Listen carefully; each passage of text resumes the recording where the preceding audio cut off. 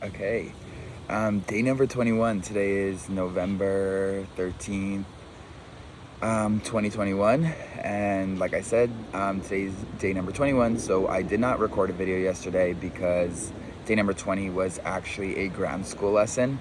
And we were actually together, my flight instructor and I were preparing my written exam for my solo flight. So there wasn't so much interesting information. However, I did notice like during that process that I do have a lot of studying to do. This is like I was not expecting the actual ground school to include the requirements of almost a full-time student. So that is like a huge lesson, and I would definitely tell anyone who has like a full-time job to really do not underestimate the amount of time you're gonna spend studying. And with my current workload, and especially because work has recently gotten extremely busy with some pretty big important projects on some of my clients, I find that during the week I have like minimal time to study. So definitely I am trying to think of ways to work around that. For example, like this weekend, I'm really dedicated to, not going out with some of my friends until I get, certain flight instruction done and my practical and my exam for my solo flight completed as well. One of the other things I was doing, which I noticed is kind of missing in the marketplace, is kind of like a video or review or audio reading of the airplane flying manual produced by the FAA. So what I'd like to do is I've been like reading the airplane flying manual, whenever I don't want to watch, my videos of my specific ground school, or for example, I don't have anything else going on, I'll specifically read the book and make some highlights. So what I've been thinking of is actually like taking notes on that from this point on, and then creating a video for each chapter and maybe reviewing the points that the book talks about. Now again, that's like a pretty big, heavy responsibility on my plate, so I'll have to actually judge that just to make sure that once I do complete a chapter, I have like minimal notes to really just, make sure that as if I was like teaching the book itself or the chapter, that I know exactly what I would teach. And be able to explain those concepts, because I did once learn that if you can teach something, that means you know it really well. And as I like kind of sometimes talk to myself in these videos, I do sometimes think of answers to problems or thoughts or new questions that I probably could have asked earlier on. And this kind of practice of recording myself and thinking about what I want to say allows me to kind of think about like, okay, what about explaining this topic? Or how about, wouldn't somebody ask this question? And that requires me to go find the answer. So I might consider doing that. We'll see how much time it takes. I don't want those videos to get boring, and I definitely don't want them to be more than 10 minutes. And there's a lot of material in the airplane flying manual in each chapter. So I am trying to think about like a way of like note taking that's like minimal, that this way, I memorize those notes and I can like really have like a great study aid, and then also, prepare videos for like other students that they can watch, while they're in the car driving to their flight lesson. Maybe they can just like listen to a video on YouTube of me discussing kind of like information in the airplane flying manual, and over a few days they'll get like all the information they need from the airplane flying manual. Again, this is something I haven't seen in the airplane flying manual, is really just like a readable version of FAA regulations. So it's just like another level of dumbness, but I'm kind of doing it for my own benefit ultimately.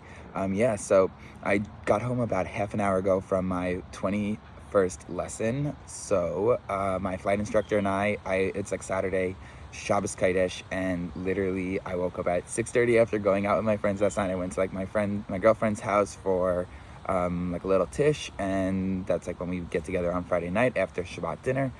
And I was at Shabbat dinner at my grandparents, and then I got home at like 11:30, so I woke up at like 5 a.m. I rolled over, and then I woke up at 5:10, and I was like, okay, I gotta get up, because I had a 6:30 flight on this beautiful Saturday morning. So anyways, I get to the airport. I like flew there, literally speaking, in like 15 minutes. I definitely drove a little too fast. So watch out for me on Saturday mornings on the southern state. But anyways, I got to the airport. It was beautiful. My flight instructor, I quickly did my weight and balance, my weather outside before I even went into the building, and my instructor came right on time, and we went out to the airplane even before 6:30 a.m. We were sitting in the cockpit after our pre-flight inspection by 6:45, and then because it's so cold outside, we actually turned on the engine and then waited for the oil temperature of the engine to reach a certain temperature, which is, the approved temperature for us to actually begin, taxiing around the airport. And pretty much like, you can taxi with that lower oil temperature. However, then we're like waiting on the run up, which is like this area you wait and like perform some type of like test procedures and, you know, do some more inspections on like the engine before you actually do take off. So instead of that, what we decided to do was, because we knew the winds were calm, we didn't know what runway was active, so we waited at our parking spot for the engine oil temperature to rise, and then by 7 o'clock, you know, the air traffic controller was on, and we spoke to ground and took off from runway 14, and we were going to do landings, so my favorite thing. And within an hour and a half, we performed 10 landings, and I have to say that I'm really confident on where this is going. Yesterday, one of the other students of my instructor kind of told me that he's also working on like in his 60s and 70s of amounts of times he's tried to land, and he's still like working on some things that I think I've already accomplished, which is like, I'm not making any comparisons, but I was happy to hear that, you know, like at least I got the approach good, meaning at least I can get to the airport and make a steady approach. And today I really felt much more comfortable, you know, right above the runway, you know, pulling the power to idle. So it's pretty much turning the power off and just like slowly increasing my pitch so that I'm not like, you know, shooting downwards.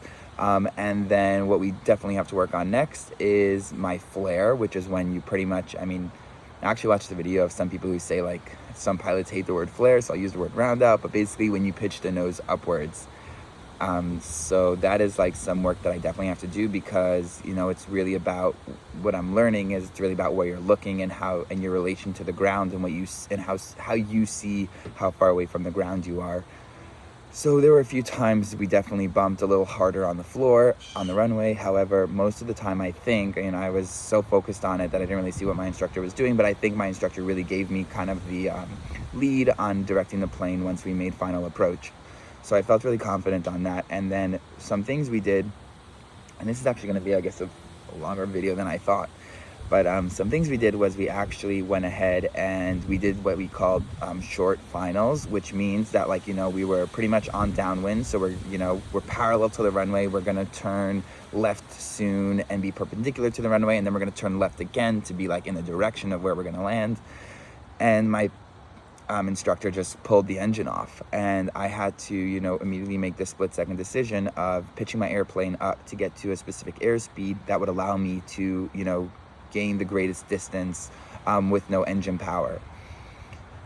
So I quickly realized that, you know, okay, well, it took me like the second actual short final to actually, like, you know, remember everything, which is like pitch up immediately and turn directly to your airport and to the runway you want to land on.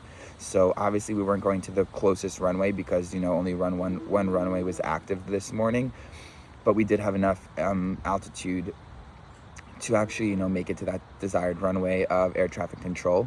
So each time my problem was that I did come in a little too high, but I definitely felt that because I'm dealing with a long runway, I felt more comfortable coming in really high and then slowing the airplane down right before, you know, towards maybe halfway towards the end of the runway, we would touch down. But at that point, you can't go too much because it is ultimately in our practice going to be a touch and go. So we have to have some ample amount of runway to actually take off afterwards. But ultimately, you know, we did that 3 times. A lot of folks don't get that, but today was so quiet at the airport that literally, I think, except for one other student solo pilot, maybe one other airplane I heard on the frequency, you know, we were the only, you know, students out there doing some go-arounds at the time. So we weren't dealing with any other traffic, and the control tower individual was extremely, you know, the traffic controller was extremely friendly to us and really gave us, you know, all the time we needed to do those short finals. One of the other things that I learned today was, outside of, you know, the fact that, you know, when you have an engine failure, especially when you're close to the airport, we kind of reviewed exactly what you need to do. But one of the other things that we definitely reviewed was pretty much, we were like, it was my first landing. I was so happy because my final approach was looking amazing. And then out of, like, literally, it took like a few minutes to like get into that configuration, and we're really like on a very good slope down into the runway. And what happened was the controller randomly told us out of nowhere, okay, whatever our plane number was, 04 Whiskey, go around. And it is just so shocking to me that my instructor literally heard it the second he did it and applied full power, and the traffic controller told us where to turn. And that basically means when we're told to go around is to like avert your landing. Is that the right word? I guess so. Like meaning stop landing, and you got to actually follow my instruction, and you're gonna like pretty much miss your landing, and you're gonna go around, maybe do a circle, maybe do a 360, maybe go around the airport.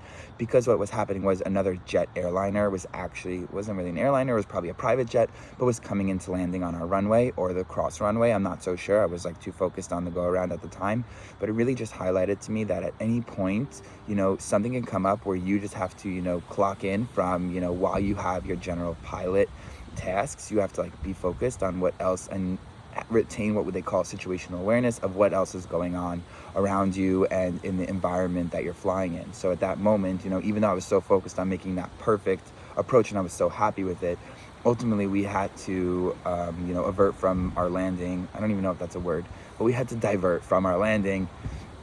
Abort, that's the word I'm looking for. Avert. But anyways, we had to like abort our landing, divert from our path, and immediately go around. So that was also a really great lesson. And then, yeah, like other things just taking away are like, you know, being a little softer on the controls when I'm pitching up, and not being so aggressive with the yoke and the steering wheel. So with that said, I'm excited. I'm not excited not to fly tomorrow. I don't have a scheduled flight, but I do want one day this week where I don't wake up at 4:40 or 5 a.m. So we're back in the air on Monday and then off again on Tuesday. And I think we're really getting close to my solo. So I have a lot of work to do today and tomorrow. On ground school, I have to finish a chapter and I need to finish my examination. And I'd love today to get one of those videos out of the airplane flying manual, airplane flying handbook produced by the FAA. So again, this was a little bit of a longer video, but it is a Saturday morning and I am going to get a haircut. So I have to run now and wash my hair because I like rinsing my hair instead of them rinsing my hair. Even though I'm sure they're great at rinsing hair, just like, you know, whatever. And that's my video. Yeah, see you guys. I hope you guys come back to watch my videos on Monday and, you know, enjoy the journey.